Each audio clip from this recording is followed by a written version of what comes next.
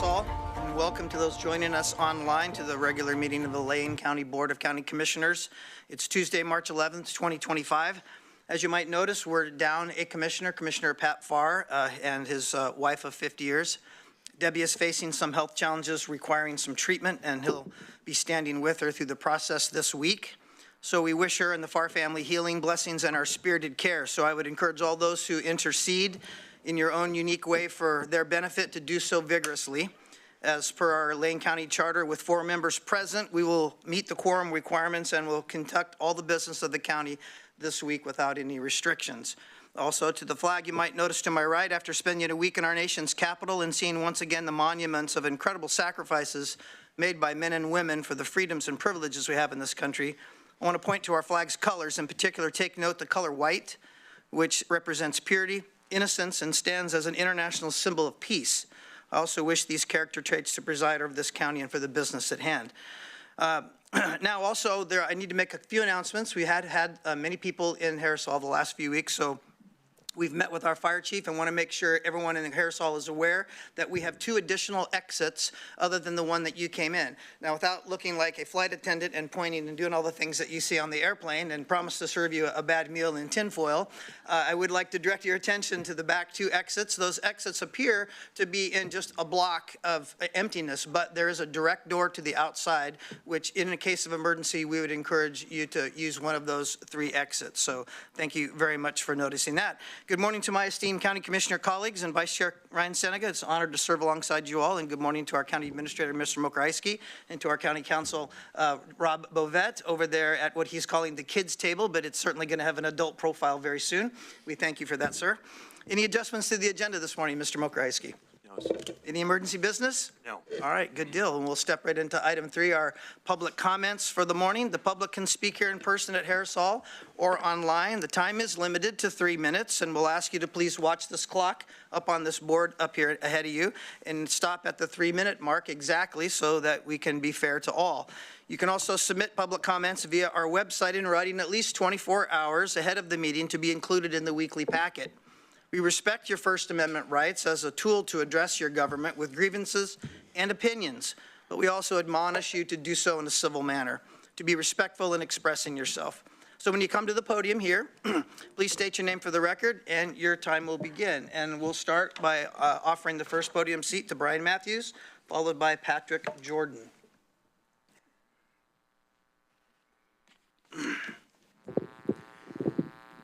Good morning to all. It's a great day in America when we can come and exercise our First Amendment right and have the business of government here and honor leaders. So thank you, commissioners. Hey, I wanted to make a statement and then address the commissioners, if I may. I'm a Christian, a follower of Jesus. And I think that there's been some convolution of what that means in our culture. And so I would just like to say to everybody present that I'm sorry for every person who said that they were a Christian, who disrespected you, who looked down on you, who treated you in an ill manner, because that is not what the Bible teaches us as Christians. And I've seen it in my life, and I can just tell you, I've got, in my family and my friend group, I've got every color and orientation going. But accepting people and condoning are two different things. And I would just like to say, as a taxpayer, a longtime resident of Oregon, I respect public servants. The Bible tells me to support and to pray for them, and I do that. I would just encourage that special interest not be the business of the day, that the constituency is broad and to govern for the majority without neglecting people's individual rights. You know, I'm not suggesting that. And I would say, you know, who in our lifetime hasn't questioned, you know, who am I? You know, what's my purpose? I think we've all been there. And, you know, this is not an attack on anybody, but, you know, someone who may identify, say, as trans, you know, every cell in your body says what gender you were made. And hormone blockers aren't going to change that. And, you know, that's not an attack on someone. I've got people in my family as such. But I believe Jesus says that, you know, those who come to him, he will in no wise cast out. Jesus is the way to peace. There aren't 55,000 ways. There's one way. And that's objective, not subjective. So I thank you for this time. Thank you. Thank you. Next up is Patrick Jordan, followed by Carol Tannenbaum. Thank you very much. This is my first time here, my first time ever like public speaking, and I just want to thank you for the opportunity to share my right as a taxpayer, a business owner, and a strong Christian. And I see where our laws are meant for us to have those second chances. I was incarcerated for 7 years in California, but I've paid my time and my debt to society. They've forgiven me. My Lord's forgiven me. And now I go and I talk to the homeless and share with them that there is redemption. There is a chance to not just redeem, you know, our qualities as humans, but to actually be a productive member of society. I do own a business. I have a construction company. I do hire people coming out on parole, where a lot of them get disqualified and forgotten. And therefore, they go back to what they know, which is accepting the dole, accepting, you know, the living on the street, because people won't give them that chance. Well, I'm going to tell you that this is broken. You think that handing them money is going to stop it. It's not. You have to show them by example, for one. And I know that I'm one of those. I was in a place where a lot of them came from, but now I don't. And I don't condemn them. I talk to them straight out. I tell them truth. Here's how I got here. And you don't have to do what I do, but here's how I got here. Here's an opportunity. So education is more key than handing them food stamps and leaving them to sit in a tent under the Washington Jefferson Bridge. So I don't know what that actually looks like. I pray and I ask God, give me some insight how I can talk to and reach these people.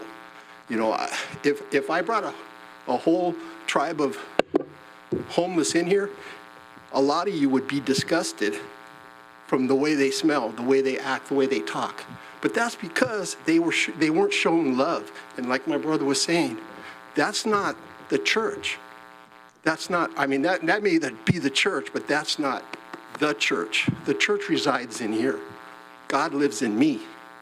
And I'm supposed to show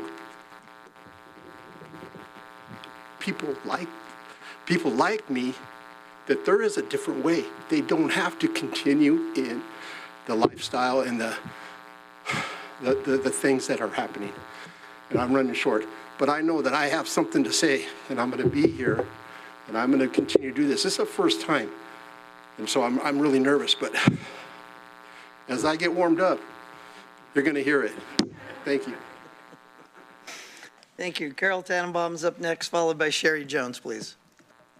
We're working on. Yeah, I was second buzz. I saw Neil, so. Moving, or what's the problem. Carol's going to fix it right here, Carol. Thank you very much. Good morning, everyone. My name is Carol Tannenbaum. I'm a member of the Mackenzie River Chamber of Commerce, and I also own a small lavender farm on the Mackenzie River.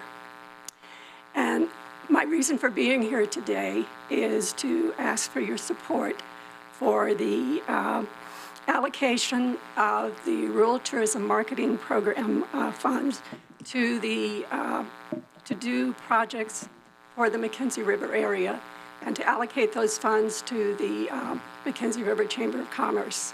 And the procedure now is being changed such that this is a one-year allocation with the idea that would be repeated for the next 4 years. The Tourism Committee supports the approval of order number 25031107. The Tourism Committee, which I'm the current chair of, is a monthly convening of more than a dozen Mackenzie River tourism businesses, community-based organizations, and other local stakeholders to share updates on events, develop projects, and other opportunities that enhance the region's tourism appeal, hospitality services, and infrastructure. We live and work in communities along the over 40-mile route from Cedar Flat to Belknap Hot Springs. And the Tourism Committee is prepared to direct and oversee the completion of the 2025 Rural Tourism Marketing Program in the Mackenzie River area. We have effectively managed the RTMP program for over the last 15 years, and during that period, we have affected a growth in visitors to the region.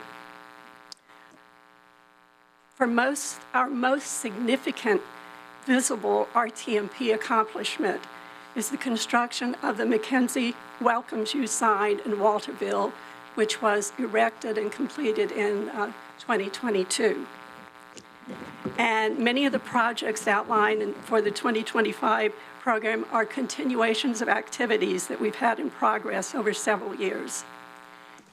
Our tourism team is dedicated to the success of the Rural Tourism Marketing Program, and we're using it to help play a role in the region's recovery from the 2020 Holiday Farm fire.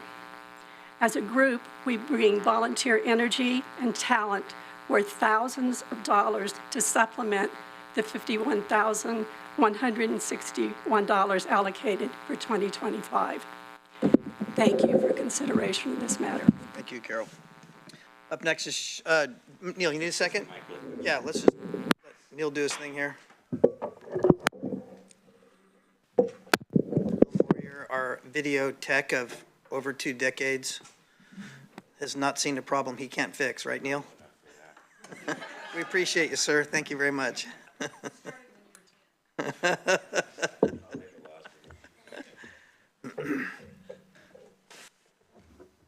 Neil, I can say when I knew you back when.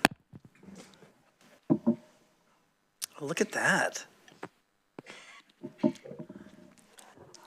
Testing. Very nicely done. Well done. Thank you, sir. Appreciate that. Sherry Jones, followed by Ken Evans, please. Sherry Jones.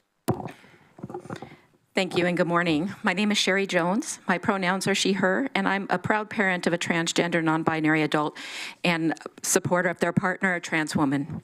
I'm here today to share some data and personal testimony for you as you make the much-needed decisions on including the human rights of transgender people into our Lane County Sanctuary Statement.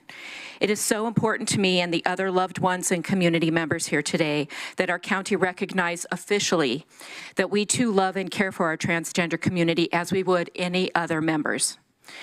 A little about the space we inhabit. The population of the United States, as most of us know, is 340 million approximately, and approximately 1.6% are transgender and non-binary. The population of Lane County is approximately a little 382,771.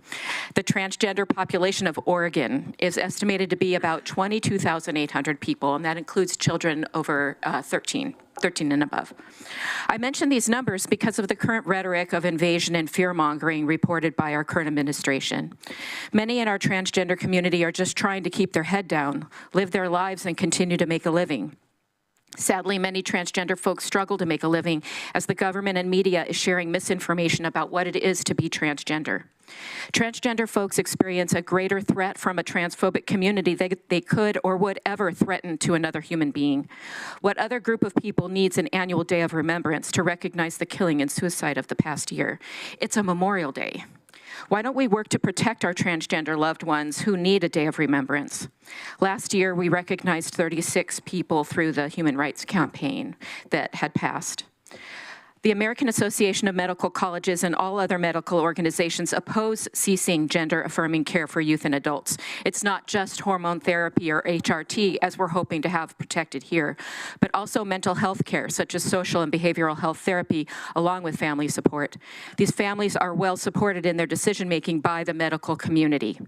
Gender dysphoria is a defined clinical condition. It is a diagnosis. It is not a fad. UNIVO Minnesota study reported that currently over 61% of transgender youth experience, suicidal ideation. Lane County's website states that it is committed to providing equitable and accessible services to all members of our community. What's happening now to our friends and family is an increase in bullying and harassment from our government, and the media is following along out of a fear of reprisal. We're witnessing the very thing we teach our children not to do. What we need to remember is to treat others the way they wish to be treated. That is a more empathetic way of seeing the world, and I say that because we are here to support and protect our transgender and non-binary family, friends, and community. Lane County is publicly committed to getting this right. Please act now before it's too late. Thank you. Great. Thank you, Sherry. Ken Evans, followed by Cassandra Mirand.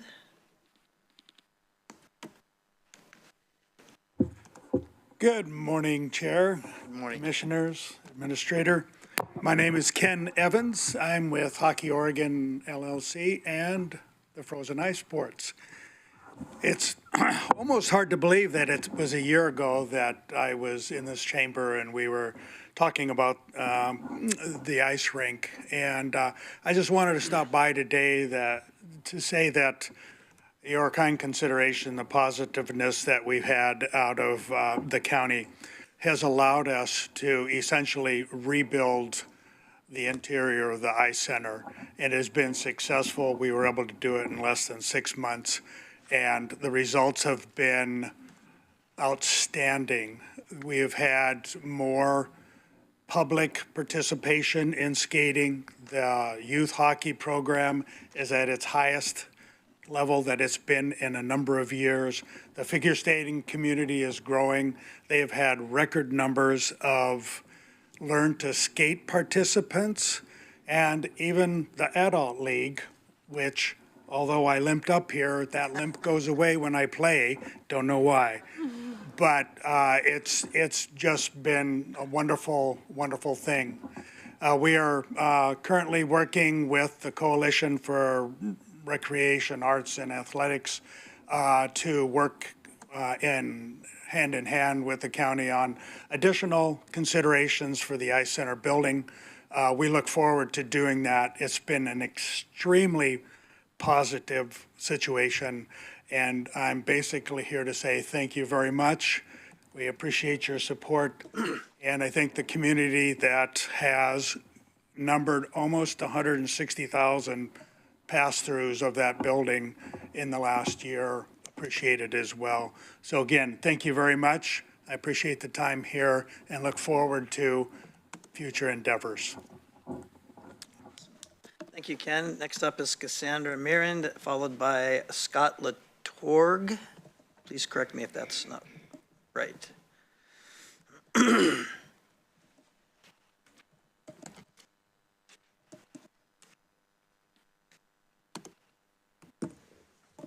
Good morning. How are you this morning? Good. You don't know?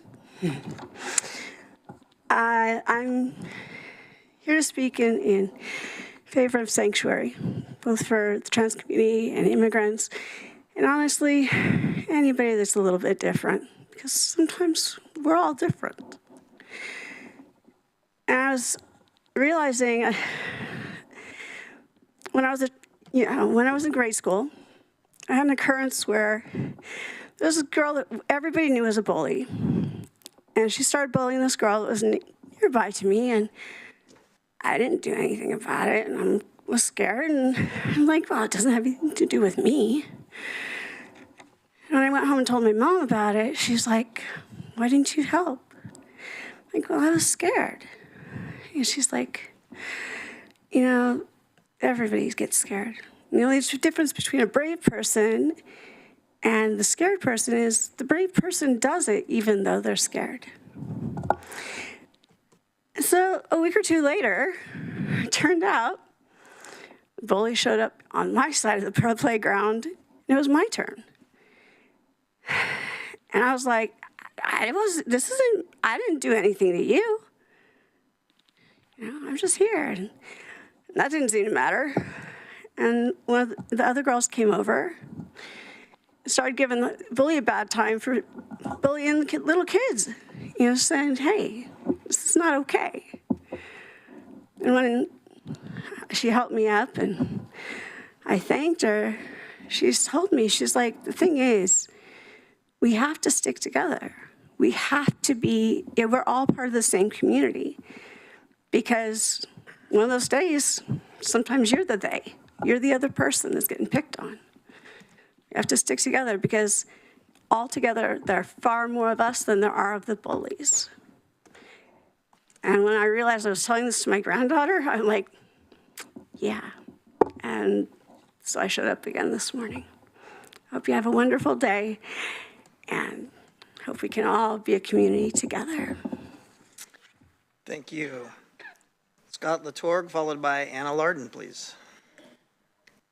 Lardner. Gosh, I got to get that right. Sorry. Hello. Make sure I can talk into this. Everybody can hear me. My name is Scott LaForce. I am a 45-year-old HIV-positive gay man, and my privilege is showing. While my marginalized parts have made me feel extremely vulnerable throughout my life, my outward presenting features have protected me from overt bullying and forms of discrimination that terrorize many trans, non-binary, and BIPOC people. Even for a hetero-passing, cisgender white dude, this current crisis is more pronounced than any other. I say this as a fully formed adult, a professional, no longer the scared little boy terrorized by a dominant culture I felt was persistently a threat to my well-being. My vulnerability, while not completely resolved, is not announced through my skin color or a defiance of the binary. It isn't printed on my driver's license or passport. It does not prevent me from participating in healthy outlets such as sports. In solidarity to those who can't hide their marginalization, on my knuckles I have tattooed the letters LGBTQIA+ and ACT UP. This is in homage to a movement in the 80s and 90s to demand action against AIDS. Without those voices, I think we can all agree that if those in power had their way, I wouldn't have access to the life-saving health care that I do, leading to a terrible, painful death. Thanks to those activists, science, and government programs, I have access to medications that keep me alive. So you can see why I might be disturbed about the threats they're making and destructive actions they're taking against my peers. The ACT UP movement occurred when I was too young to participate, so I'm proud to be an LGBTQ+ affirming relationship psychotherapist. But I am very scared for my clients and members of my community. I know intimately what happens when queer people, trans and non-binary folks, youth in particular, are not empowered. The despair is real, it is crippling, and it is deadly.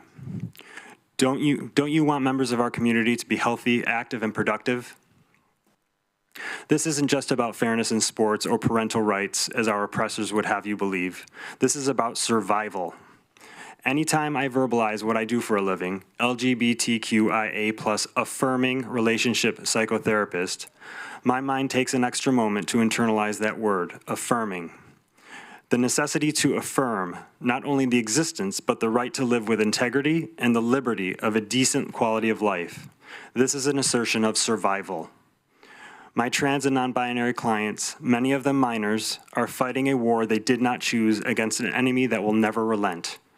If you aren't sure which side you are on the side of the oppressor. Unless you also choose to affirm, you are making a choice by not making a choice.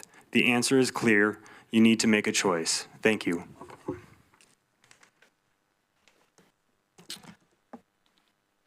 Anna, followed by Juanita Caribou, please.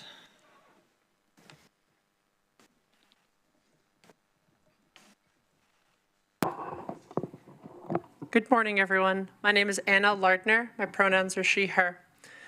Last week, we, as part of a larger group of community organizers, had over 250 people in this hall. It was actually 2 weeks ago. Time really flies in this timeline that we're in right now. It was really exciting to see so many people show up to speak on behalf of trans folks and undocumented immigrants and asking for specific protections. And I'm here today to do two things. The first is to thank the county commissioners for moving forward with that sanctuary promise and staffing that case with Mr. Mokrzycki. That's a really exciting step, and I'm really looking forward to what comes out of it. The community is really excited to participate in that process and is really looking forward to seeing what that document entails. In addition to that, I'm also here to talk about the upcoming Trans Day of Remembrance, which is at the end of the month. I understand that the sanctuary promise that the county is crafting will include some policy recommendations or actual policy decisions that might affect different parts of Lane County, and that might take a little bit of time to craft.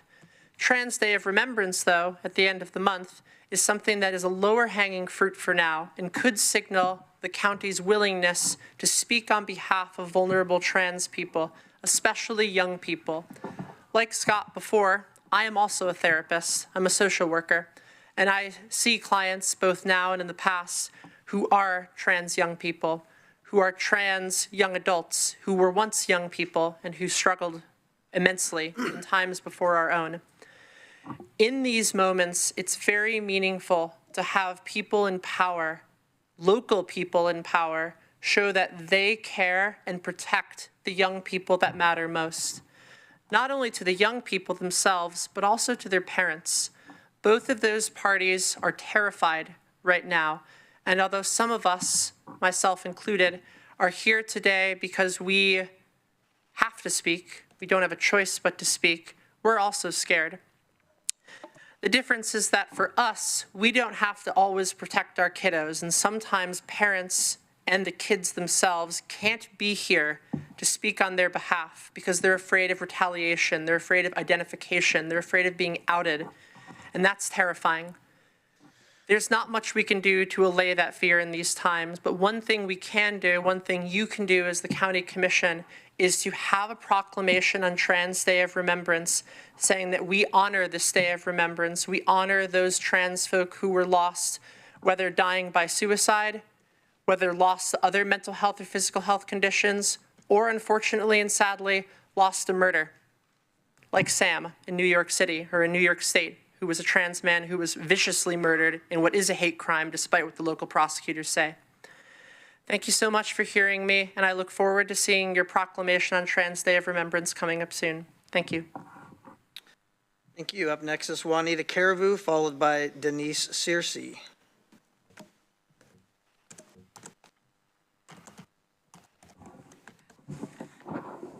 Thank you. Good morning, Commissioners. I wanted to take just a moment and speak to the sacrifice of this blood-bought flag that stands here. We all know that in our national constitution and our state constitution, we have guaranteed rights of speech, protection, religion, opinion, speech, and many other things. And that applies to all of us in this room. But we need to remember it was paid for at a very high cost. We had about 50 to 70,000 people who gave their lives in the American Revolution. We had 5 of our signers of the Declaration of Independence were brutally tortured to death. We had 9 of our signers die in the war. We had 4 of our signers' children killed in the war. It was done so that we could all have this freedom that we have in this country. We as Christians face every day brutality.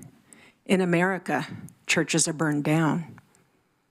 Christians are jailed for free speech that was paid for by the blood of others. Let's remember today the cost for this flag. Let's honor it in all of our decisions as we honor everyone, their right to opinion, their right to free speech. Let's live as brothers and sisters. Thank you. Denise Searcy, followed by Jacob Griffin.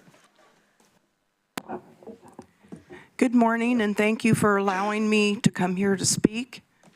I'm here to address the application for a sanctuary county in Lane County. And I just want to reiterate what Juanita just spoke. Our U.S. Constitution guarantees us the right to free speech, among many other freedoms, as well as our Oregon State Constitution. Those things are afforded to all people. And the Oregon Department of Justice has, as a resource, I want to speak to the resources available to people, special groups, but to all people.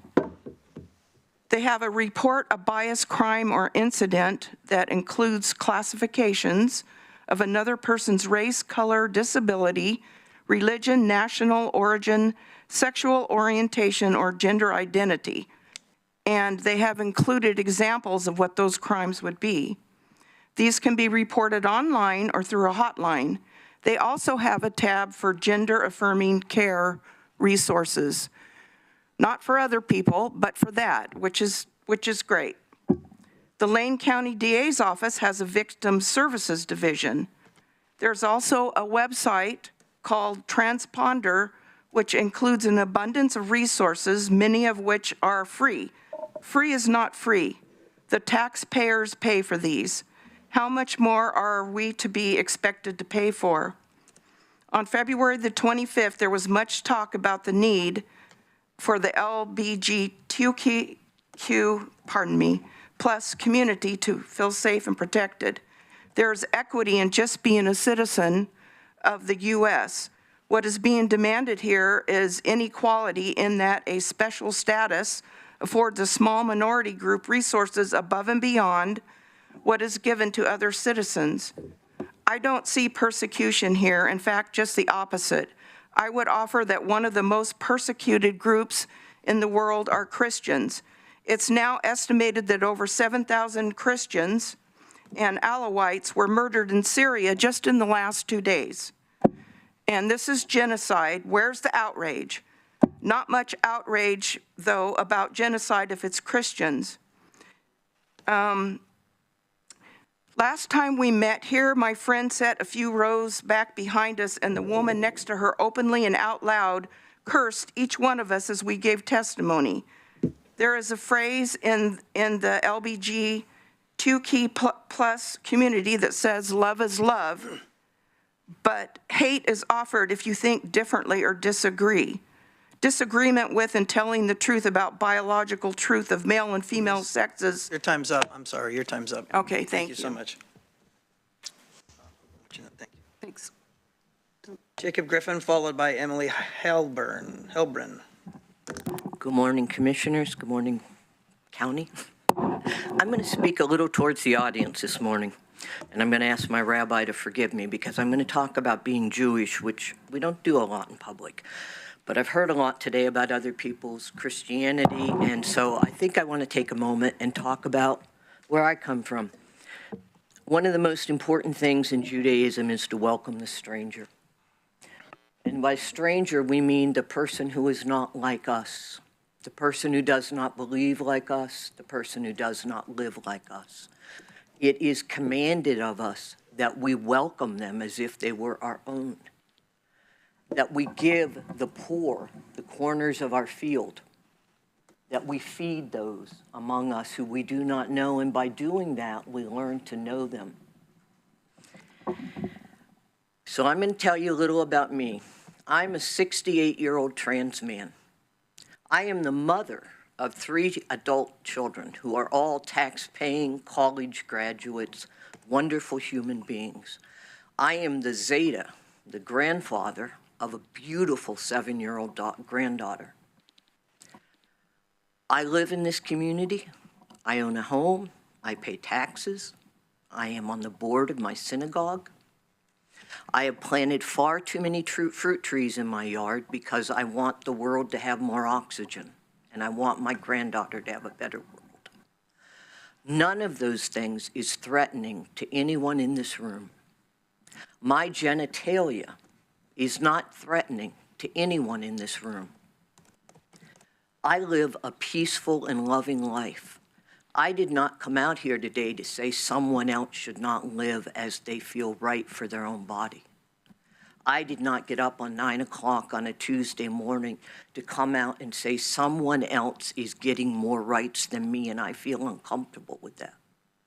And by the way, your rights, all the rights, are here for cis people. The reason, Transponder, by the way, is a nonprofit. It is not a government entity. It receives no tax dollars. The reason that there are special things are for people who are more often harmed or hurt. And that's why we supply special things to them, not because they're special, but because we're worried they might die. We're worried they might not have enough food.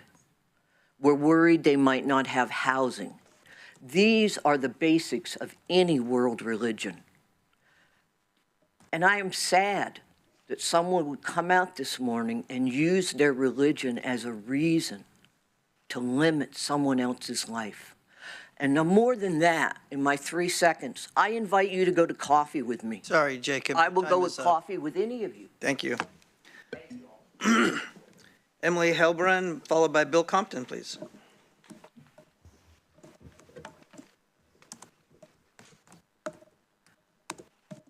Good morning. My name is Emily Heilbrunn. I use she, her pronouns, and I'm a resident of Lane County.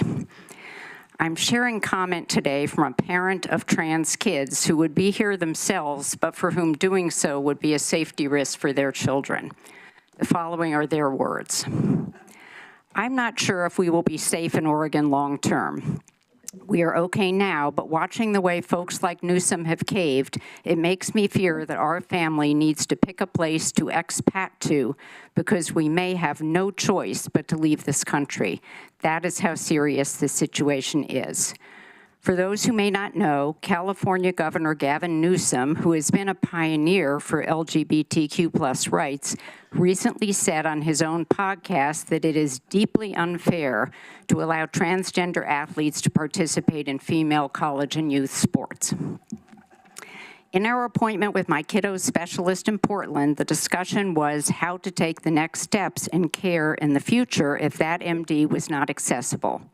So now I have to consider where and how the care my kiddo needs will come from if it's not coming from OHSU. There are very few providers in Lane County qualified to do this work, so where does that leave us? What happens if things continue to move in the direction they are and trans folks are suddenly being rounded up? Where is the protection of my kids then? Will our state, county, city even stand up against those actions? Right now, I'm not sure that I can rely on them to do so. How do both of my kids get their life-saving medicine if their providers are forced to stop prescribing it? These are some of the thoughts I have as a parent of trans kids while trying to maintain some semblance of normalcy. I'm extremely frustrated at the lack of vocal support and lack of planning being done for and with the trans community right now here in our area. There seems to be some desire to just wait and see how bad it will get. I would much prefer us to prepare for the worst and not have to use those plans than to continue as if the status quo will always be the reality. The status quo we had that existed prior to January 1st has already changed. We need planning now. We need to know who our providers are in this area, who we can go to, where we can seek care if it is needed. I say this as a nurse and as a parent. Lastly, a question. Lane County Public Health has a lot of space in town. If there ever comes a time where Riverbend and OMG stop offering a space for OHSU's gender clinic, would Lane County Public Health be willing to offer that space to ensure continuity of care for trans youth in Lane County? Thank you. Thank you. Bill Compton, followed by David Eigel.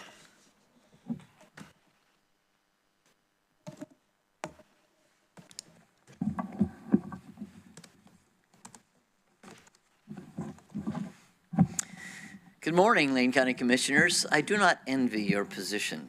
It seems like every Tuesday you're in the hot seat.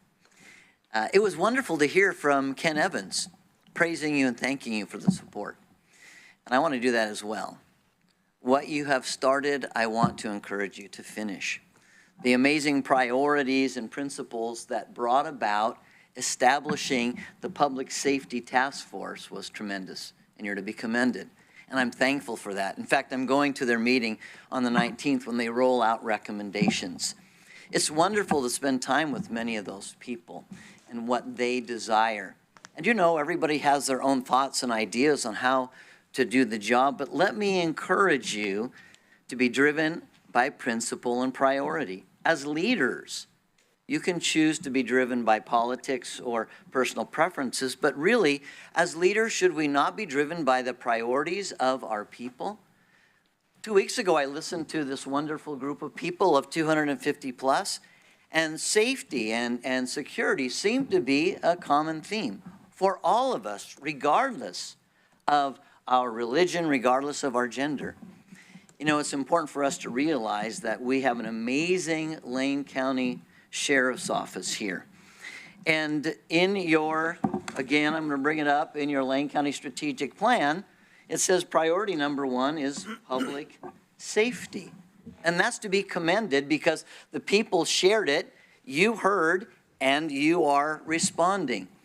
But I want the response to be one when I and the people of Lane County can come back and say, thank you for providing that public safety.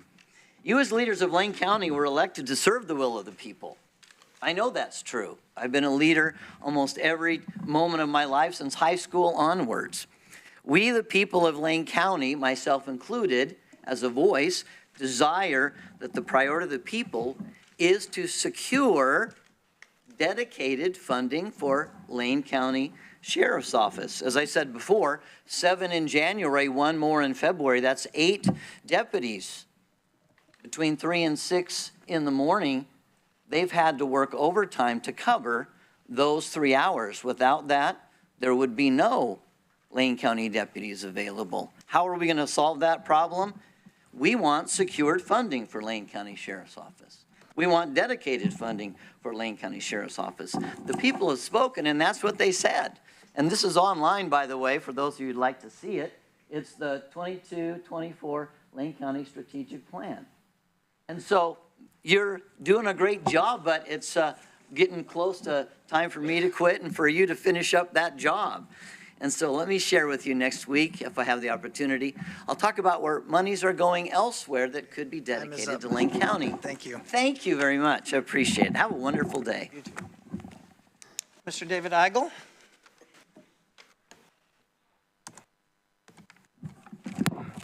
Good morning, David Eigel. I'm pleased to announce my new website, How Faulty Scholarship Led to the Dunn Hall Denaming Scandal. I'm pleased to note that following my essay are posted many primary source documents. The reader is not dependent on my commentary. In 1959, Eckhart Tolle misinterpreted a letter written by Dean Henry Sheldon in which Sheldon was laughing at the idea that Professor Dunn was the leader of a group of disingenuous, money-hustling fraternal order salesmen. But it wasn't until 1992 that Toy first published his misunderstanding. In 1959, there were many personal individuals with knowledge of the real Dunn. In 1992, those people were gone. My website explains what happened. The U of O trustees are meeting next week. I ask each of you to simply send a copy of the link to my website to the U of O Board of Trustees and the U of O President's Office and ask if they have any documented facts to challenge my essay. That's all I'm asking, just ask a question. I'm also pleased to note that I've talked to the YMCA and they've informed me that the Eugene Y has dressing rooms provide privacy for anyone who feels they need more privacy than the general dressing rooms offer. Thank you. Thank you, Mr. Eigel. Jessica, is there anyone that wishes to do public comment or give public comment online at this time? Thank you, Chair. Those members of the public joining us virtually, if you would like to give public comment, please raise your virtual hand.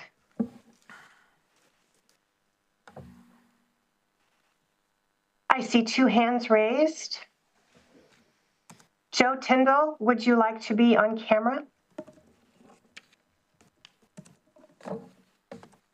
Oops, I'm sorry, Joe. You should be able to speak. No, I don't need to be on camera. Thank you. Okay, go ahead and begin your public comment.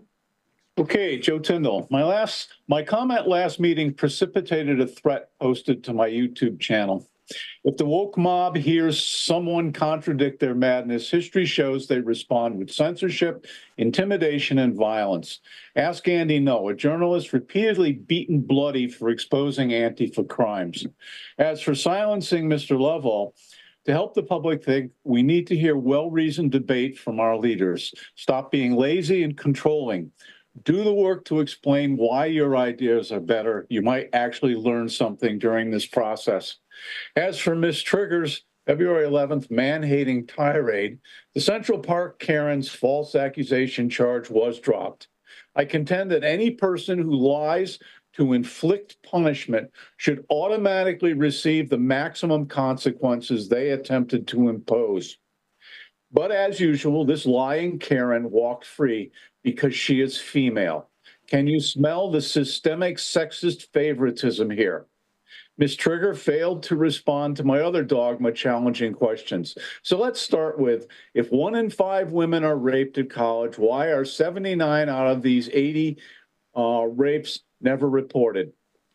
Wokesters have been indoctrinated to believe the patriarchy hides these rapes. In reality, the 1990 Clery Act penalizes colleges for not reporting crimes. The Clery Act data generated the 79 out of 80 ratio. Obama's 2013 Dear Colleague letter then spawned Soviet-style tribunals to punish male students.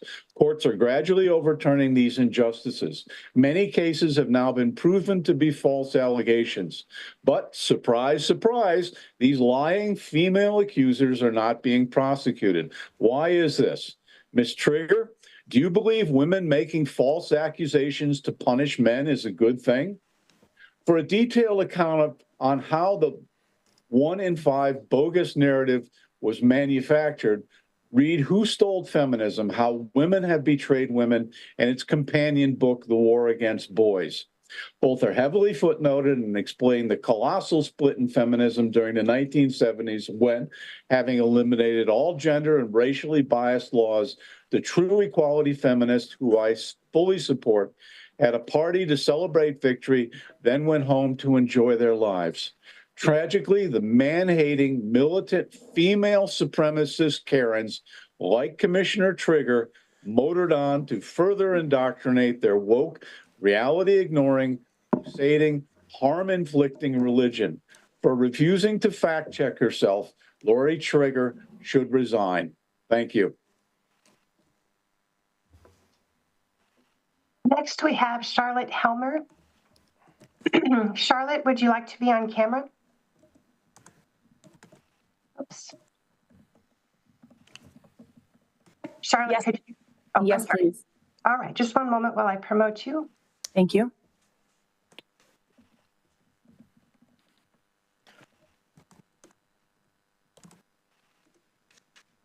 All right, Charlotte, you should be able to start your camera. Can you see your testimony? Thank you. Can you see me? Yes. Great, thank you. My name is Charlotte Helmer. I live in Springfield. I'm sorry to be following such a petty and nauseating comment, but here we are, moving on.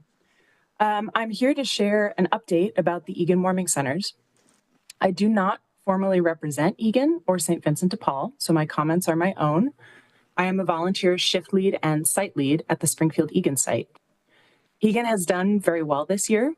I am partly here to share some concerns for your awareness, but ultimately the most important thing is that the Egan Warming Centers has successfully sheltered hundreds of people each night for 23 cold nights so far this winter.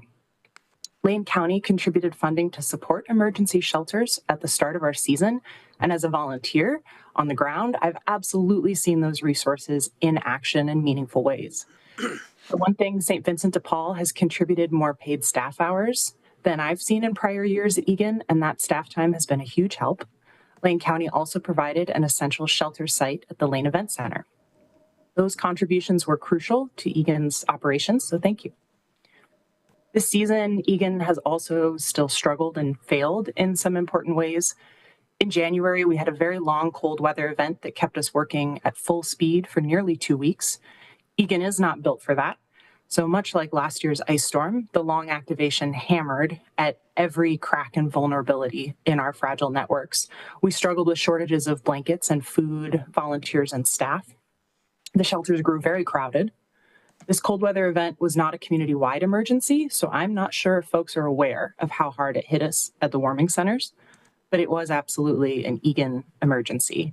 So I hope we, as an organization, as a community, can learn from this experience and be better prepared for next year.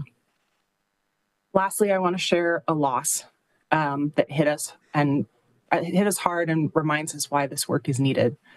A man named Bobby Hacker died at the Memorial Building on Valentine's Day morning. Emergency shelters were not open, but there was snow on the ground and sleet in the sky. An ice storm warning was in effect, but it was just slightly too warm to trigger any emergency shelter protocols. People at the scene told me that they had gathered to shelter from the snow and sleet. They acted to try and save Bobby, including calling 911. They were there because they thought a shelter would be open, and we were not. They expressed pain and grief at Bobby's death, and one person who is your constituent and has been our guest at Egan shared this message. He said, "I am a human being. I am trying to stay alive. I watched a man die in front of me today, and if a shelter had been open, he would not have died." So that's the work we do at Egan. To better serve our mission, we do need your continued support. So thank you for your support, and please keep us in your thoughts and in your actions. Thank you. And next to speak is Kathy Murphy. Kathy, would you like to be on camera? Yes, please. Good morning. Kathy, if you give me one moment. I'm promoting you to a panelist. Okay, hold on a second. Sorry, my fingers were.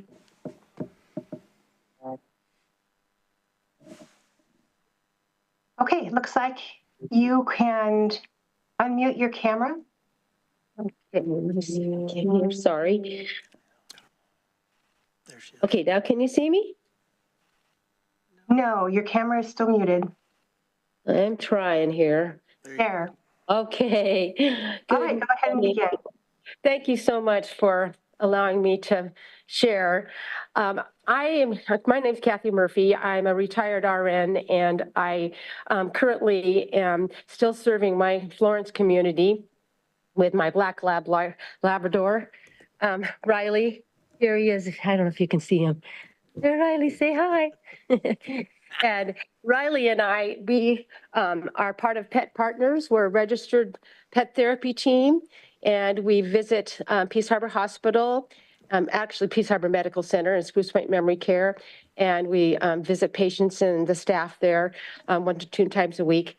And we are here today because we're asking the Board of Commissioners to consider issuing a proclamation to recognize April 30th as the National Therapy Animal Day for Lane County. it's a statewide and actually national-wide endeavor to help increase awareness of how pet therapy impacts patients' lives and actually in many ways because it impacts the staff more than ever because they see him, Riley, every week, and it just helps them to give better care to patients because it makes their day. So many of them say, every day we come. So I've issued some emails and attached information so the commissioners can review. And I actually also attached a sample from Lincoln County, who has established their county to proclaim April 30th as the National Therapy Animal Day. And we would really appreciate Lane County's consideration for that. I'm a lifelong resident of Lane County, grew up in Pleasant Hill, and have lived in Florence for 25 years and served the community there, and hope to continue in pet therapy for many years to come. And I am excited for the future for increasing registered teams to impact more patients. There's a lot of different other things we do too. We can go into schools and read to students and libraries. So there's a lot of opportunities to serve. And if anybody's interested, there is a chapter over in Eugene. I belong to the Coast chapter for Pet Partners, but it's a very positive influence on our community, and I'm very grateful to be a part of it. And I really thank you for giving me opportunity to share about this morning. And Riley does too. Say hi, Riley. You see, say hi. It's kind of hard for him to look at the camera. So anyway, there he is. That's Riley. Thank you so much, and I appreciate your time. Thank you. Chair, that concludes our virtual public comment. Great, thank you very much. Nothing like a dog's nose on camera to make you feel good in the morning, right? We appreciate that very much. We thank you, all those who came out today to give public comment. We know it's difficult to come here on a Tuesday morning at 9 a.m. Your comments were heard. We took notes, and we appreciate you very much for doing that. So as we move on the business of the day, our next item is the consent calendar. All these items here are routine by the Board of County Commissioners and will be enacted by one motion. There's no separate discussion of these items. If a discussion is desired, that item would have been removed from the consent calendar and would have been considered separately. The details of each of these items can be found on the blue links attached to the item descriptions online if you download today's agenda. Do I have a motion for the consent calendar? Chair, I have a motion to approve the consent calendar for March 11th, 2025. Thank you. I was just trying to go a little more efficient. Thank you. There's been a motion on the table to approve the consent calendar. All those in favor signify with an aye. Been a second, Chair. Oh, there's been a second. Thank you. Second motion, the motion is by Vice Chair to approve the consent calendar, second by Commissioner Buck. All those in favor signify with an aye. Aye. Aye. Motion passes 4-1 with the absence of Commissioner Farr. Our next item on the agenda would be our Health and Human Services, and I'm going to give the floor to Commissioner Buck for a moment. Hi, thank you, Chair. This item involves St. Vincent de Paul of Lane County, so I'm going to declare a conflict of interest. I am related to the Executive Director Emeritus, who is still employed by that agency, and so I'm going to recuse myself, step out in the hall, and if somebody could let me in when you're done. Thank you. All right, thank you. This is order number 25031106 in the matter of approving a contract action with the St. Vincent de Paul Society and delegating the authority to the county commissioner. With us is Zach to give us the details on this item. Mr. McChrysky, if you have any additional comments, feel free. If not, Zach, go ahead. Yeah, thank you. So we have a pretty standard routine item for us, one contract, two amendments with St. Vincent de Paul.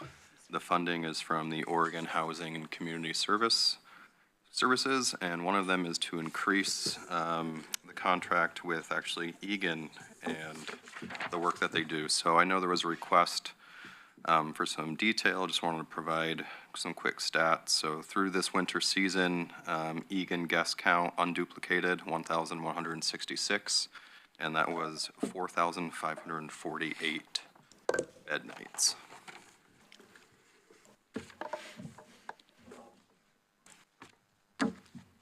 Oh, I thought that was a breath. I'm sorry, Zach. I thought you were continuing. Yeah, thank you very much for that. Is there any questions for Zach or any comments at this point on the board? If not, I would entertain a motion on this.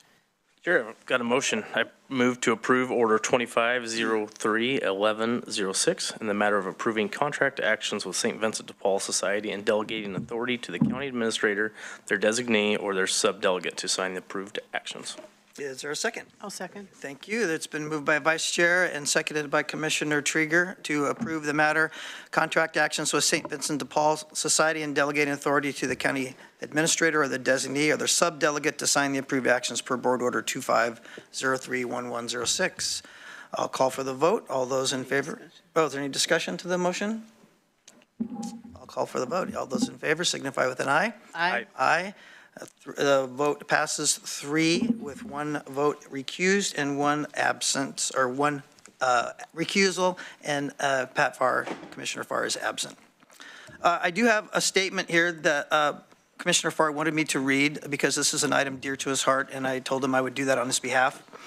He writes this on this matter: the 4 of us, he's talking about Mr. Egan on this matter. The 4 of us were very close. Ray went on to become the adjunct general of the Oregon Army National Guard. Tony became a senior Army advisor at the Pentagon. And I've been married to my wife for 50 years. Tom lost his battle with alcohol. He was the most brilliant one of all. He describes a story that I thought was very apropos when he says, Tom Egan was my friend. I first met him when I transferred to the 1249th Engineers to 162nd Infantry. When I reported to Company A shortly after the end of the Vietnam War, strength was low and we had only 3 officers. Commander Captain Tony O'Connor, Executive First Officer Lieutenant Tom Egan, and me, Second Lieutenant Pat Farr. I was green and Egan took me under his wing. The 3 of us, plus then Captain Ray Byrne, were inseparable while in uniform. Years later, as we reminisced about Tom Egan, General Ray Byrne and Colonel Tony O'Connor reminded me of Tom's humor. His engaging manner was popular with his soldiers and friends alike. While sitting around the Tactical Operations Center during bivouac training, Tom would lull us to sleep with his laughter. He had an amazing sense of humor and could deliver extemporaneous monologue that almost was on any topic. His renditions of his role model, Teddy Roosevelt, was one of the spitting image of us all, left us in stitches. He taught soldiers at Fort Bliss, Texas. One of his favorite classes was the use of the M67 fragmentation hand grenade. He would hold one up and say, "Meet Mr. Hand Grenade," and then he would pull the pin. "Without the pin, Mr. Hand Grenade is not your friend," he would say, and this captured the class's attention. His puns were classic, as if lawyers are disbarred for misconduct, are cowboys deranged, and in the same token, are librarians discarded. Captain Ray Byrne became an adjunct general. Ray shared a few words. He was a good, reliable friend and a good soldier. He enjoyed being a soldier and a scholar and serving his country. Alcohol can get the best of men, and every day can be a struggle, which Tom unfortunately lost. Everyone who knew him misses his quick wit, jokes, and toasts. I will always remember him as never being down or never being discouraged. So I thought those were important words to read over that matter. So I thank you for your patience in listening. As we move on, we go to item number 6 on our county administration agenda item. It is looking like we're doing the Travel Lane County semi-annual report. There you are. I was thinking you weren't in the room. That's why I kind of hesitated. Whew. Dodged a bullet there, didn't we? Samara Phelps and Andy Bravora, you have the microphone and the floor is yours. Thank you. Great. Thank you.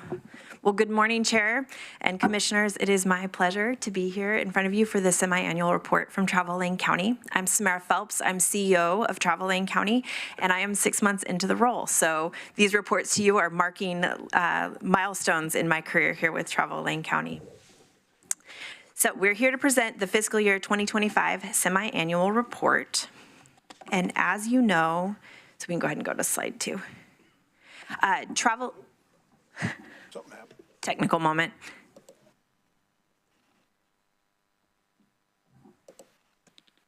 Let's try this again.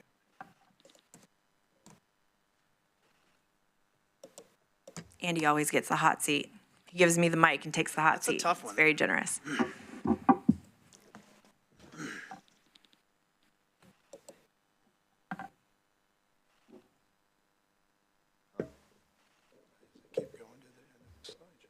All right, I will let Andy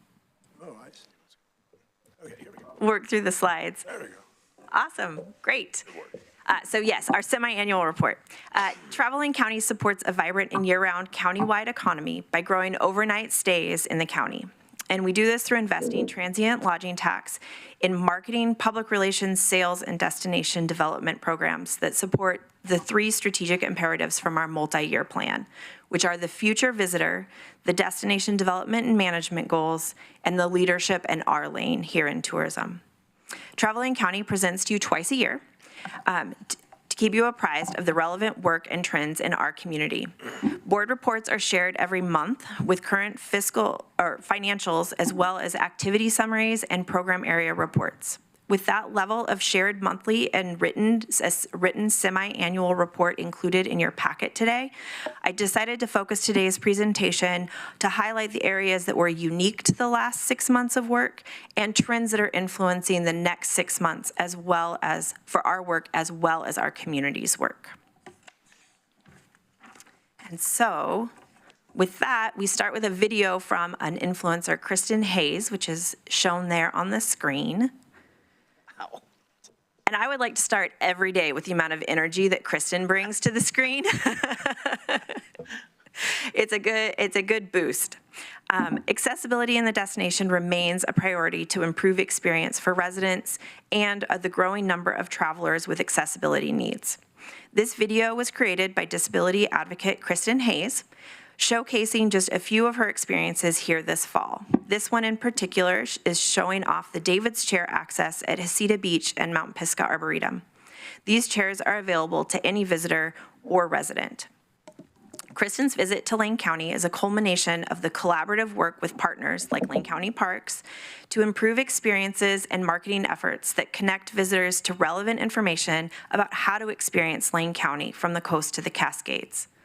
It is also an education and accessibility for us. Kristen's sharing of her experience on the screen, as you see here, and behind the scenes helps the destination improve the experience for others.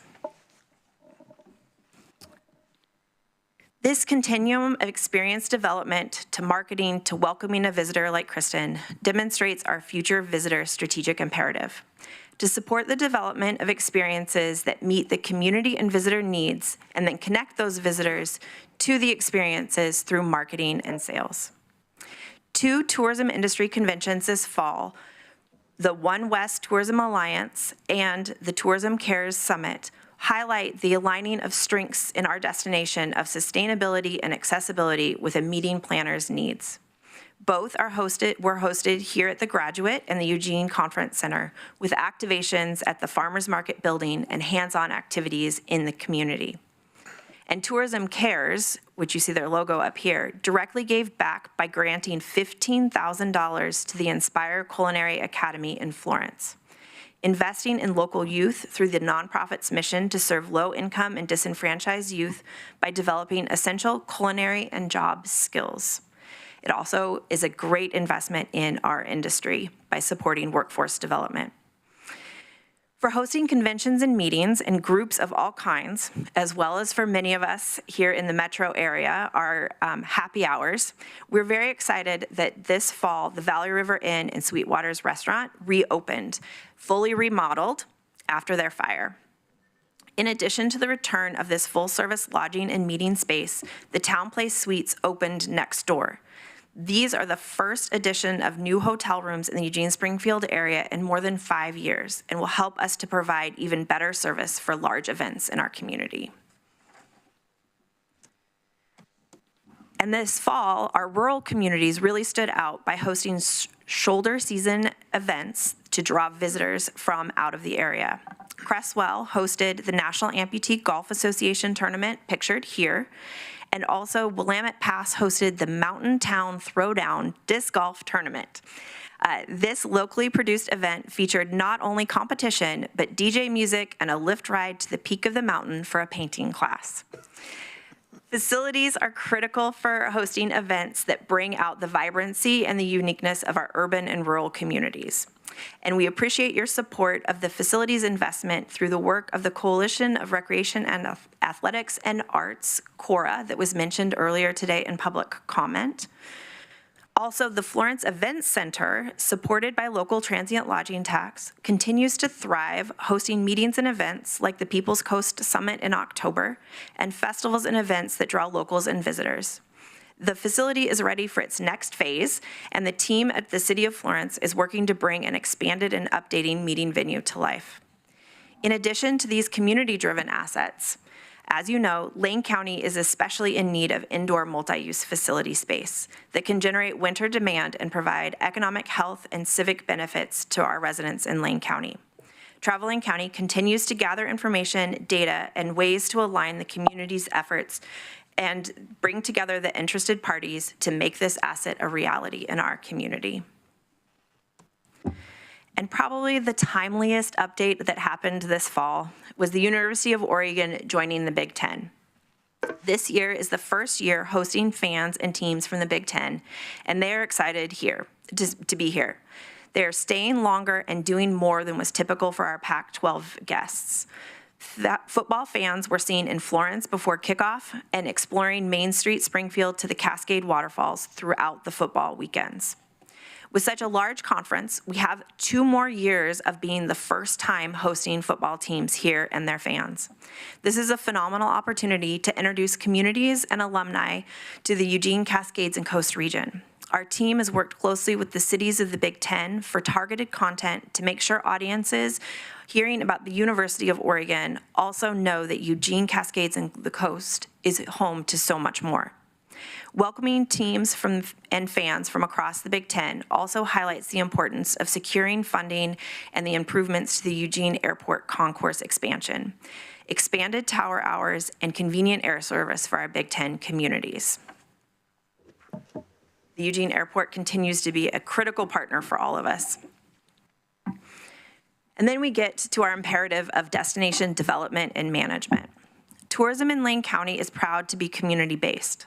Development projects are done in collaboration with the community groups, and messaging and marketing is aligned with how the community wants to invite visitors in. This alignment happens through participating in the community tourism committees and local initiatives. Our involvement adds capacity and tourism specialization, and we gain valuable alignment with the community initiatives that improve the destination experience for the visitors and also for residents. Community groups in East Lane County are rallying support for accessible mountain bike trail infrastructure in both the McKenzie and the Oak Ridge communities. We're very excited that Cascade volunteers and the McKenzie Trail volunteers secured participation in the Travel Oregon Recreation Ready program that is underway right now. We also know that the community is rallying around the impacts of fire and ongoing smoke events and how to work as guides, outfitters, and entrepreneurs with our Forest Service partners in a community that is surrounded by Forest Service. The community is working to address these needs, and we are at the table with them. Building on over 10 years of engagement, improving connections for residents and visitors traveling by bike, we reached some significant milestones this fall. After years of work with community leaders in the Lane Council of Governments, signage is ready for Connect Lane routes that connect Cottage Grove and Cresswell to Eugene. And then we also have the Ofterheide Scenic Bikeway between Westford and Oak Ridge that received its official designation as an Oregon State Scenic Bikeway from the Oregon State Parks and Recreation Department, creating a road cycling experience and a destination-worthy trip from the McKenzie River corridor to the towns of Westford and Oak Ridge. Ribbon breaking is planned for May, and we hope to see you there. In Eugene, we are pleased to assist the Black Cultural Initiative's efforts to secure grant funding for the Across the Bridge Monument project, and also Travel Lane County is working closely with the Arts and Business Alliance of Eugene, ABAE, for those of you that like acronyms, to support the Eugene Arts District, which received its sign on I-5 this fall. ABAE is seizing this exciting opportunity to highlight the work of artists, venues, and businesses here in downtown Eugene. And then we get to tourism leadership. Tourism leadership is our lane. It is our lane to support that leadership for all of Lane County. This speaks to our responsibility to support values-driven economic prosperity ensure tourism in Lane County benefits all of Lane County, and to share tourism's perspective.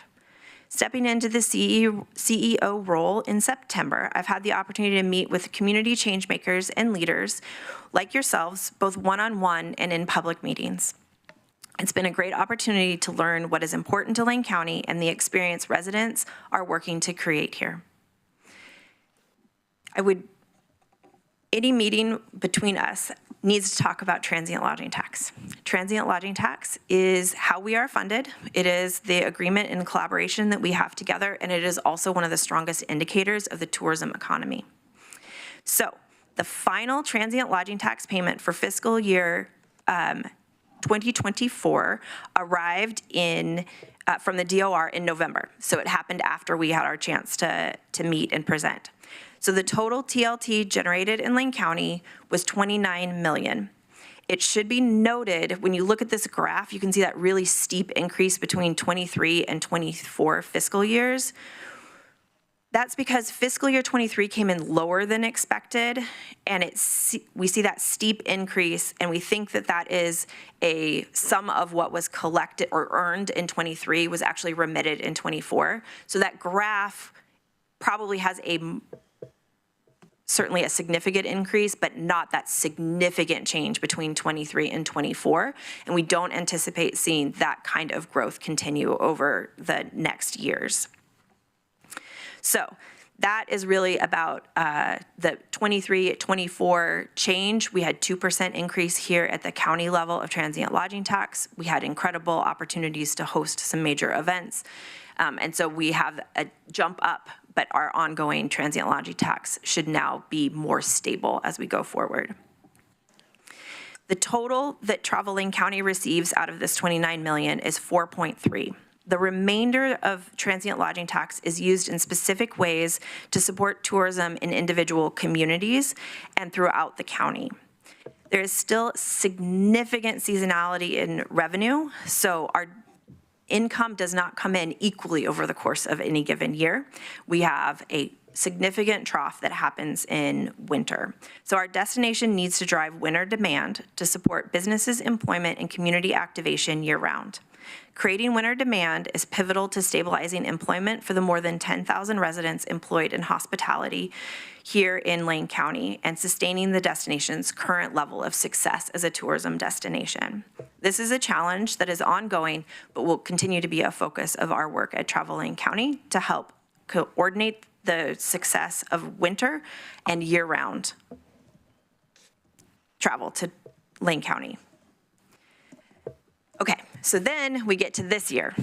Our money comes in a funny cycle. So we've only received the first quarter of this fiscal year's revenue. It was solid, but it also shows some softening in the lodging market demand and rate. So reports for the first half of the year with that softening demand show that the addition of those rooms that came on in the fall, as well as market uncertainty, is playing a role in our revenue as transient lodging tax comes in. So we'll see year over year some differentiations that are starting to happen. And overall, the feedback from our partners for the calendar year of 2025 is uncertainty. While we cannot provide certainty, the team at Travel Lane County is staying in close contact with our partners to ensure that our programs are staying relevant and effective for the needs of our community. So, what do we get to look forward to moving ahead?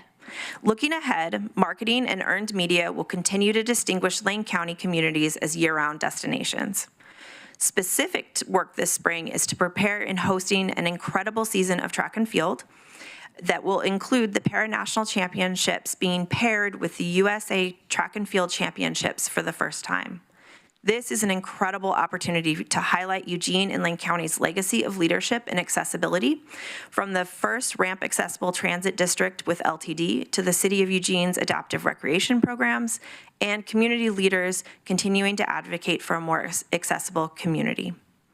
To support this, we are partnering with Wheel the World, the premier online travel platform for travelers with accessibility needs, to have 5 experiences from lodging to dining to rafting on the Mackenzie included.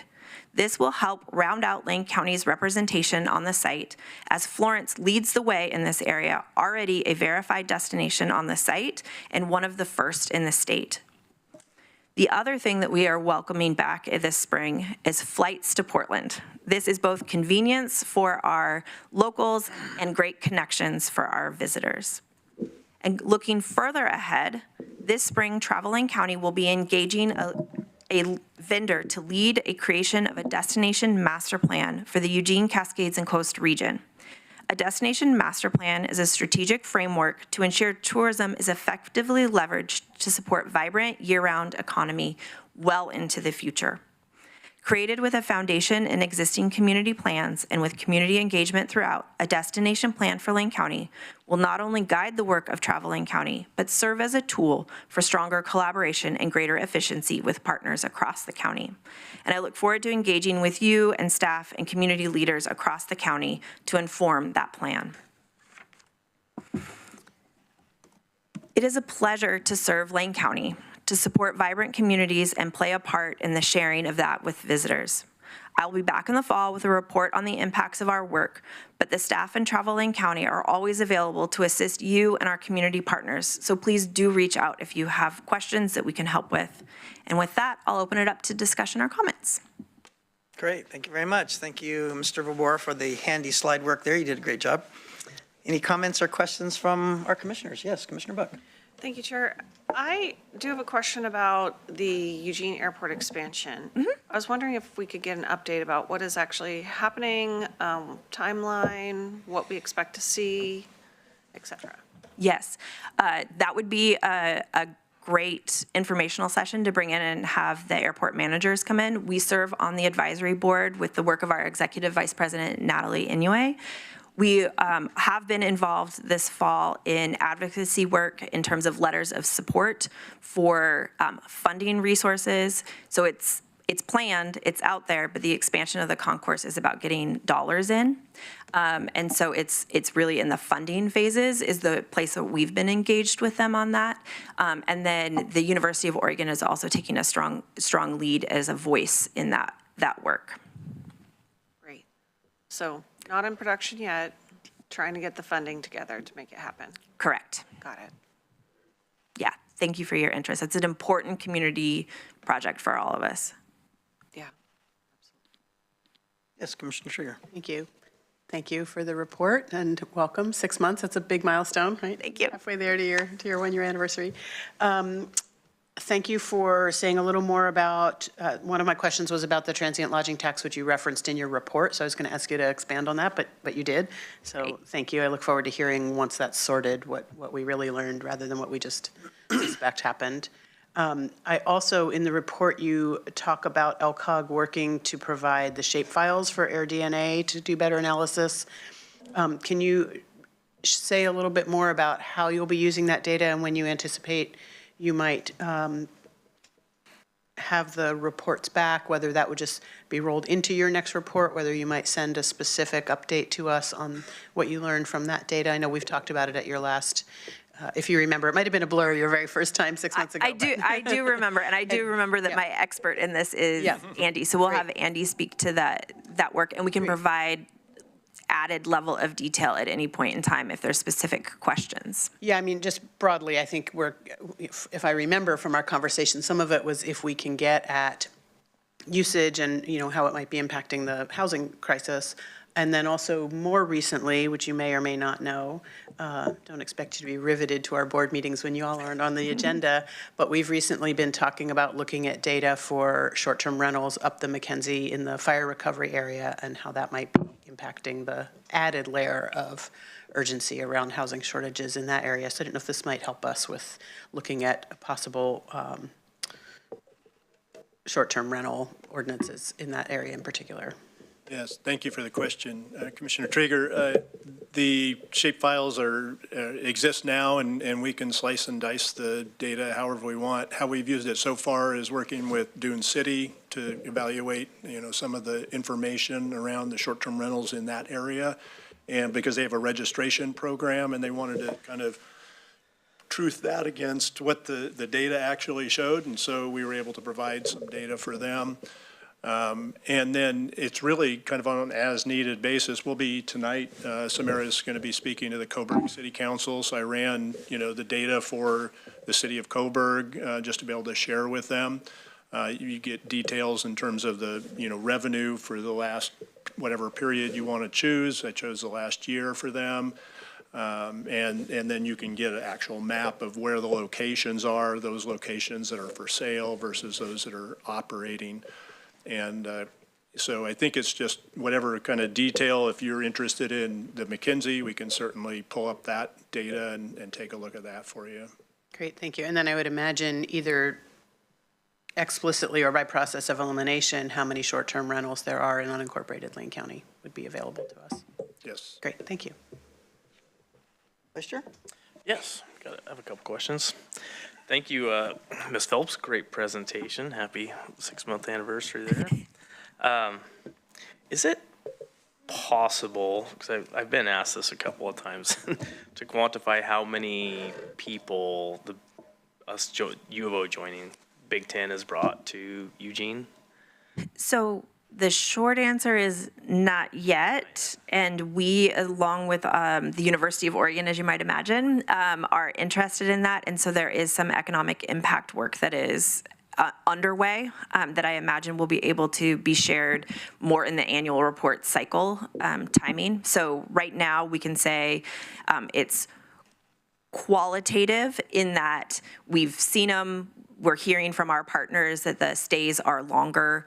We saw the capacity at the airport on those football weekends in terms of travel, but to be able to give quantifiable data to it, we're still too early for that. Excellent. We share your question. Yeah, it's asked more than I thought, but the cycle highway, what a great idea that is. I mean, that is such a beautiful stretch of road to drive on to make that a cycle-only highway to where you could actually just cycle and look around versus, being on the road with cars. I think that's a great idea, and that's going to be very popular. To the other side of that, have you guys ever looked into, and this came up in an email recently from Oak Ridge about UTVs. They are utility task vehicles, or also known as side-by-sides. I did some research. Yeah. Has Lane County looked into leaning into that industry? I mean, it is exploding currently. Yeah, we have at various times. Andy, from the development side, if you want to give it a little bit more detail, if you have any. Yes, we've had thank you, Commissioner Senega. We've had a long relationship with John Omlin, who is a huge advocate for side-by-sides and has done extensive work both at the state level and at the county level in terms of mapping and working through some of the issues around the sections of the road that you can't ride legally on currently, and how to maybe overcome some of those obstacles as other counties have in the state. And I think that, he certainly lays out a good case for the economic benefits of side-by-sides, and had a really good plan to work up in Oak Ridge and actually establish a parking area within the industrial area, because people tow these up there oftentimes with large motorhomes and other things, other rigs, and they need a kind of a central location to offload them and then drive them out on these roads out in the forest. And they couldn't quite get that to happen. So I think he hasn't given up, and I think there's still a lot of interest. So, we've tried to broker a couple of meetings between the folks at the Forest Service and those that need to make those decisions, but haven't kind of gotten over the hump on that yet. But I think it is something to look into. Excellent. Well, I appreciate you looking into it. Yeah, thanks for the update. And then to do a quick follow-up. The Scenic Bikeway program is a shared road program. So there will be road cycling as well as still a scenic byway where you can travel it by car. So just a clarification there. So those of us that like a good scenic drive, you're not getting left out of the After-Heide in the fall. I just thought I'd add regarding the UTVs. We did have a presentation about this a few years back, I think prior to when you became on the board. There's significant liability involved. And there is a bill in session that might address some of this. In the presentation, if I remember right, we had the sheriff here who also had some public safety concerns. So I think we're still trying to wait to see if those liability and public safety concerns can be vetted. And at the state level, some of that liability could be shed, but our policy team is watching that bill. Any other comments? Yeah, thank you again, Samara, welcome. I'm always enthusiastic to your presentation and our meetings that we have regularly. I did want to say to Andy on John Omlin, he did reach out as an email, and I did pass that email on to our current county counsel, Rob Bobette, who's now looking into some of the concerns that Commissioner Butt brings up. So that wheel's churning slowly again, I'm hoping, so maybe we can get some more answers for that. I just have one kind of lingering question as we keep talking about this nebulous indoor sports arena that always tends to be out somewhere in the future. Update, do we have any pieces of property we're looking at? How can the board help directly in forwarding this work? I mean, it seems like we keep talking about it, but it just doesn't move. Any thoughts on that? Yeah, we're working on kind of collecting the current temperature in the community around this and who are your partners in the work. I think the strategic investment of the transient lodging tax increase, whether that's for the multi-use facility, but that is focused on driving winter demand and an investment that supports our community, is a great tool that you guys have. I think you guys are going to hear from the Lane Event Center around their work around visioning. We see an opportunity for alignment in that space, but we're site agnostic and we are passionate about the tool. So if you have suggestions on sites, you can also bring those forward, and we'll include those in our community engagements and conversations. Thank you. I've had my radar on land about me, so yeah, if I find something, I'll get back to you. All right, well. Thank you so much. Comments or anything? We thank you very much for your presentation and have a great day, y'all. Appreciate you. Our next item on our agenda is Order B from our county administration, which is in the matter of approving an allocation totaling $51,161 for the 2025 Rural Tourism Marketing Program projects in the McKenzie River area. And today we have Jason Harris and his staff with us to make the presentation. Mr. Markowski, if you have any introduction to this, or Jason, take it away. I'm just getting my steps. Oh, I was thinking you're getting your steps between the two. I thought you were trying this table and then that table, so I was just wondering how that was going. Let Jason take this one over. All right, Mr. Harris, you go ahead when you're ready, sir.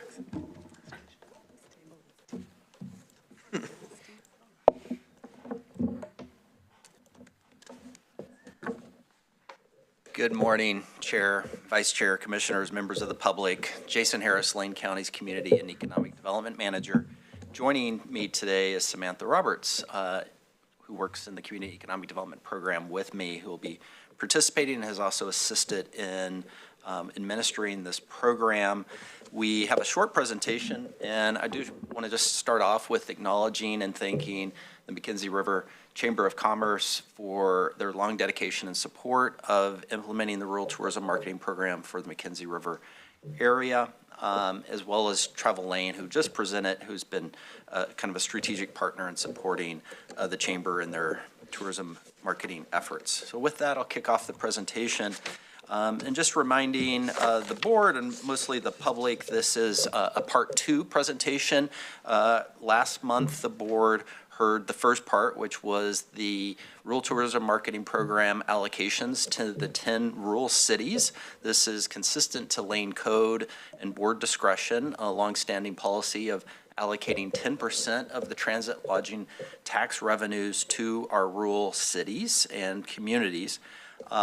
This is the second part in which the McKenzie River area does not have an incorporated city, and so we have in past practice issued a request for proposals and conducted a selection process to select the facilitator to administer those program monies to that area, presenting you today. And you can see the objectives listed on the presentation. Overall, the program is to attract visitors to our rural communities, increase the length of stays, create county-wide visitation to our rural communities, as well as repeat visitation. As I referenced, last month the board approved not only the 10 rural city allocations, but a request for issuance of a RFP, request for proposal. The one change is this year we made a recommendation, the board supported, was to do a 5-year services agreement in lieu of a one-off annual process. And this is ultimately to provide support for the longer-term recovery efforts and really create consistency of a longer-term relationship partnership with the proposing agency. We did conduct that RFP process. The McKinsey Chamber of Commerce was our only proposal, and as such, today we're here presenting for the board's authorization the annual allocation of funding, as well as entering into a services agreement. We will still come before the board on an annual basis, as we have for the past 20 years, to allocate funding to the McKinsey River Chamber of Commerce, as well as the board has continued discretion to enter into these one-year options to renew for the 5-year services. With that, I'm going to hand this presentation off to Ms. Roberts to highlight the proposed rural tourism marketing projects for the McKinsey River area. Delightful. Thank you, Jason.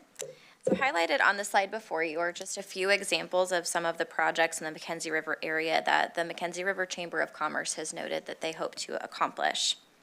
As Jason mentioned, we're pleased that the McKinsey River area will have the continuity of planning through this 5-year services agreement. And so our hope is that as these projects are completed and they have some of that certainty over the next 5 years, they'll be able to build even more momentum on the work, especially coming off of that 1-2 COVID and holiday farm fire punch that they saw. As a reminder, RTMP dollars are to be used to drive visitation to more rural Lane County gems like the McKinsey River area, increase overnight stays and in-county and return visits. So the dollars that you see allocated towards these projects are to that agenda.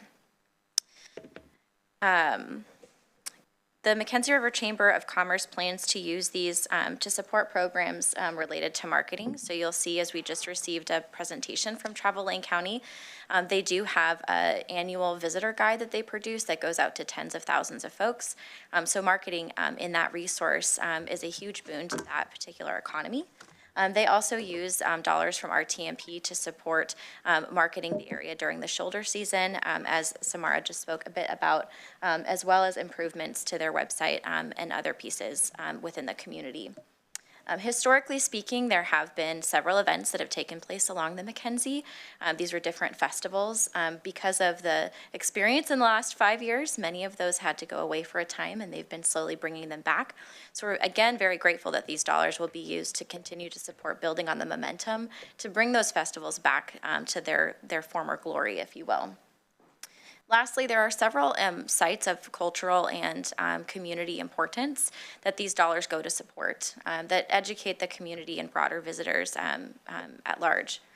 These include the McKinsey Discovery Center, the McKinsey River Crossing, the McKinsey History Highway, McKinsey River Magic. These are resources in the community that not only drive visitation, but also community importance for those that live in the area. So we're very grateful that these dollars will go to support these projects.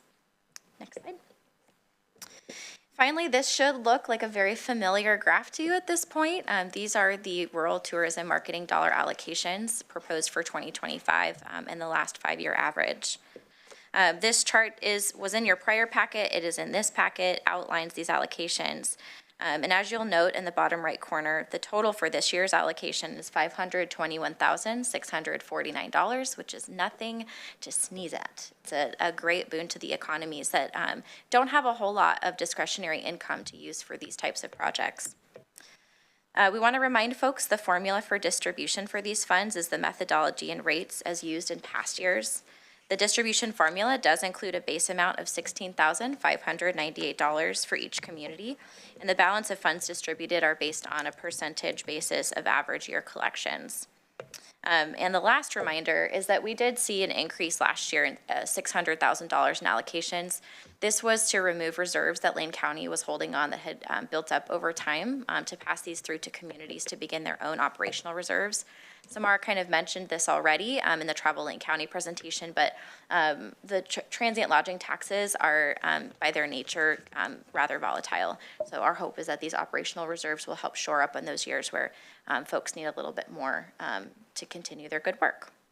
And with that, I think we're ready for questions or comments. Ms. Roberts. Great, thank you. To the board.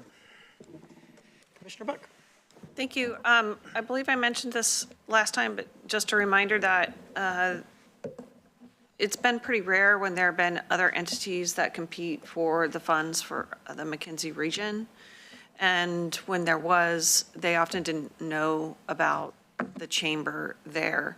And then once they learned, they became involved with the chamber and their projects. So I think it's very low risk that we would deny any other opportunity for other people to compete for these funds, and would highly recommend approval by my peers for the 5-year extension contracts for the Chamber of the McKenzie. Thank you.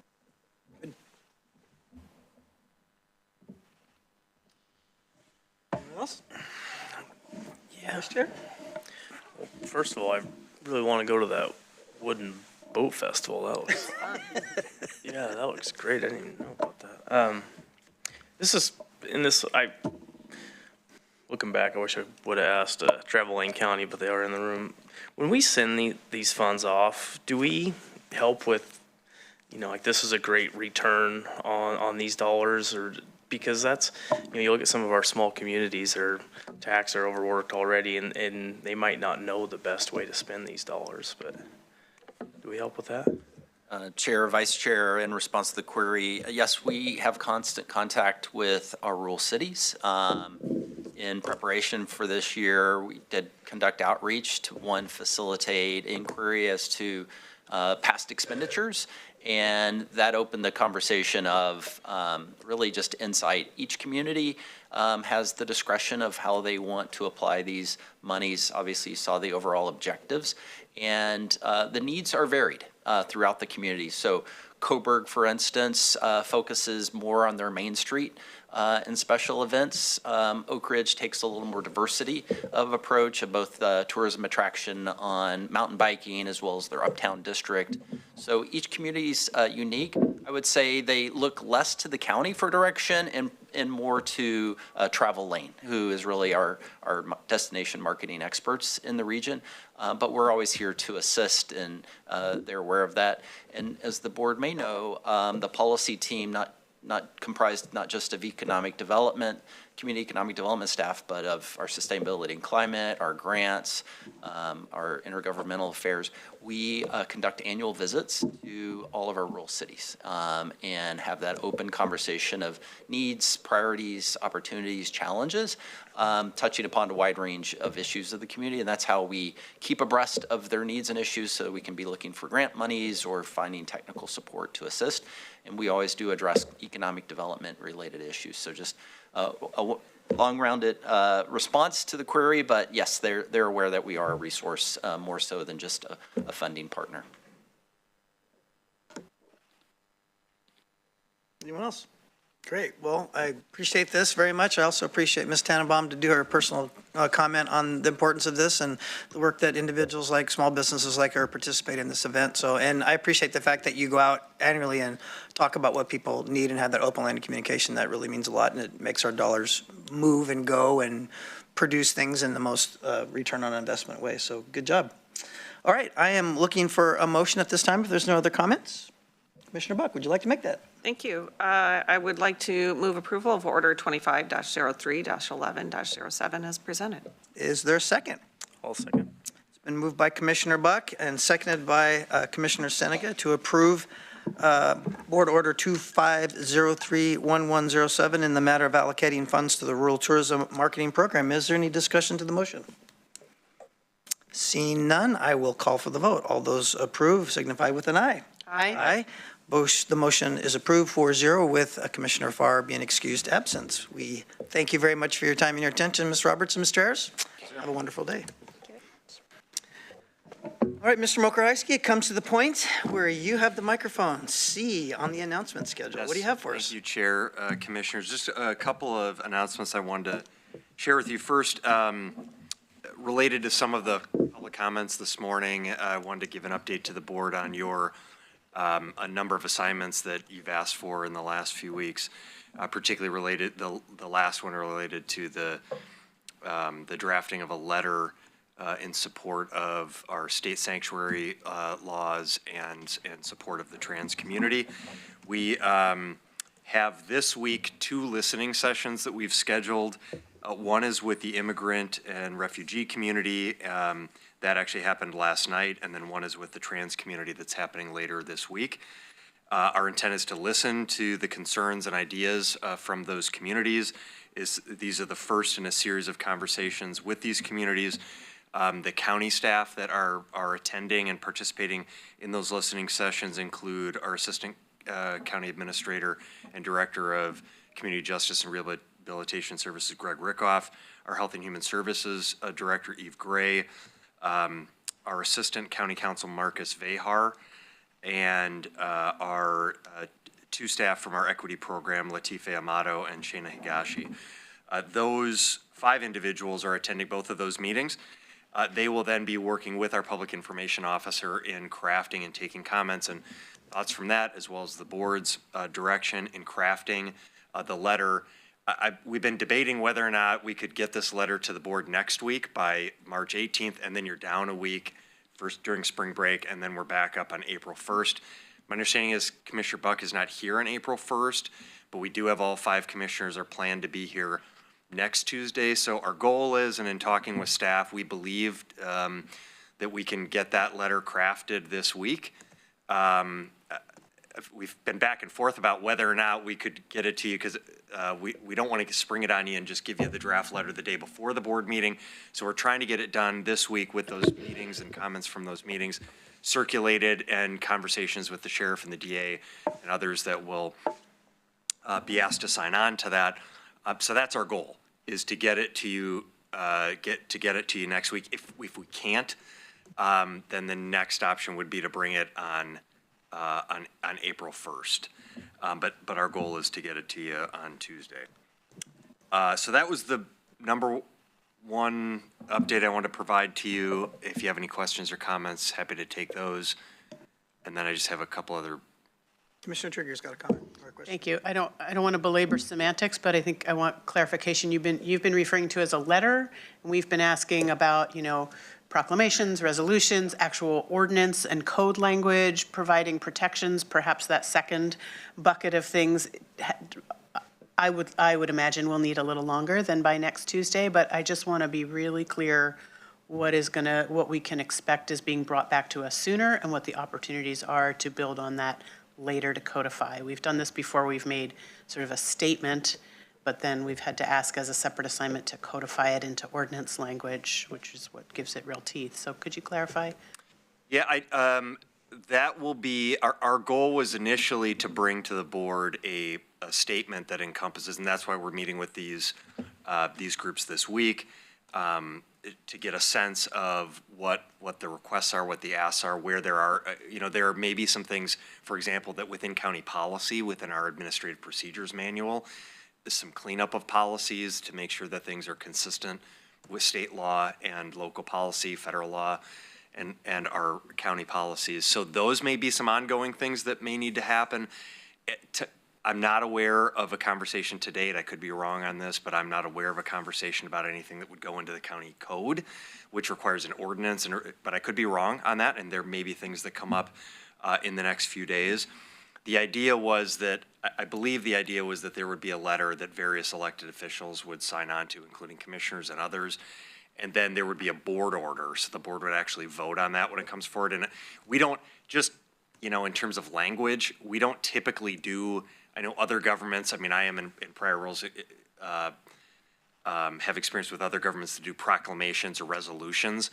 That's not language that we typically, we don't use those terms. We call things board orders, which is similar to what I would say a resolution is.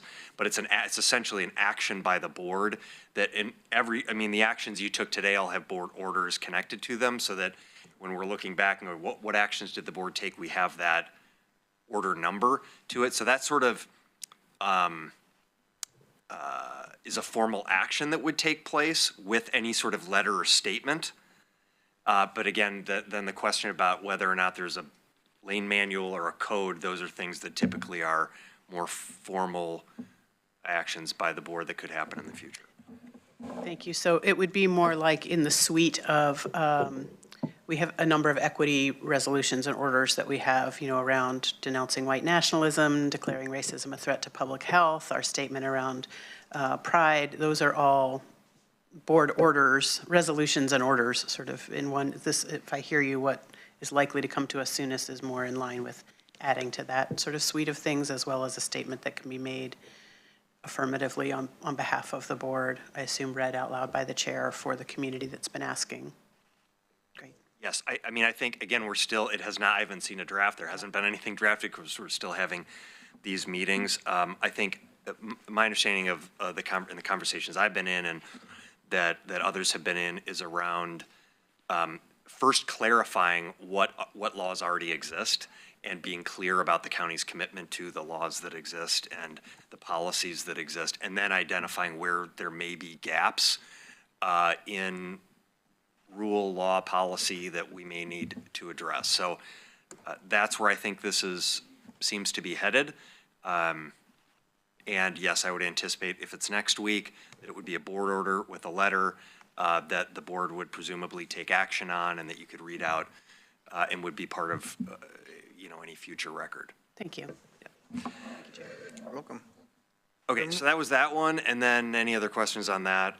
Again, that was just kind of keeping you in the loop because you continue to receive communication from community members. So I just want you and you all in the community to know that we are actively working on those things.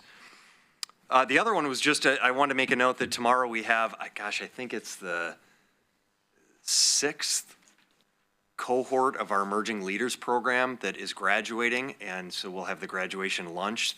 This is roughly 20 individuals from around Lane County that are seeking to be involved in higher leadership roles in Lane County. We created this 6-week cohort program to provide training and development opportunities for these individuals.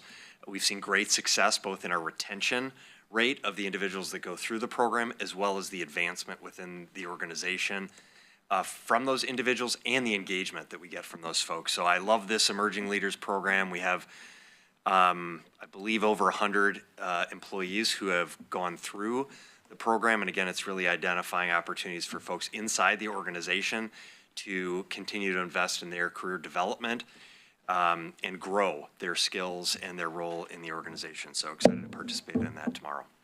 That's what I have for you right now, unless you have additional questions. Sweet. Questions for Mr. Mokreisky? Any comments? All right, seeing none, that concludes the business of the morning. We will be recessed until 1:30. We'll meet back in Harris Hall. We are recessed.